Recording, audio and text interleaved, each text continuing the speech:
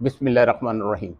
नाज़रीन, गो कि आप अक्सर औक़ात मुझे देखते रहे होंगे कि मैं अपने यूट्यूब चैनल तीसरी आँख की वसातत से आप लोगों से मुखातब होता रहा हूँ, लेकिन अब काफ़ी अर्सा हो गया कि मैं यूट्यूब चैनल पे भी नहीं आया, और इसके अलावा जो मैं तीसरी आँख के अनवान से जो कॉलम लिखता था नवाए वक़्त में, उसका भी तसलसल मैंने बरकरार नहीं रख सका।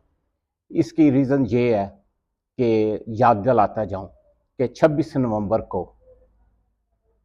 24 के मैं बात कर रहा हूं 2024 की 26 नवंबर को एक दिल खराश इस शहर इक़्तिदार में सानिया हुआ था, और उसके बाद मैंने एक ही चीज़ कही थी कि इसमें मुझे कोई फ़रीक भी जो है वो राय हक पे नहीं लगा, और उसको किसी भी फ़रीक को मैं इस हादसे से बरिल-ज़िम्मा करार नहीं देता।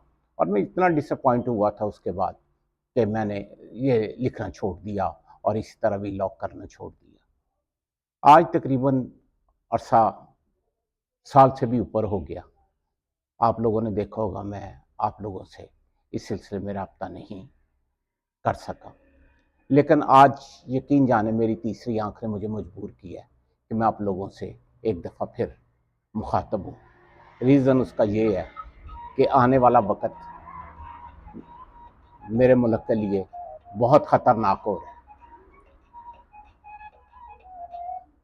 आने वाला वक़्त जो है, मेरी मुराद आप कह लें कि इस महीने से शुरू हो चुका है।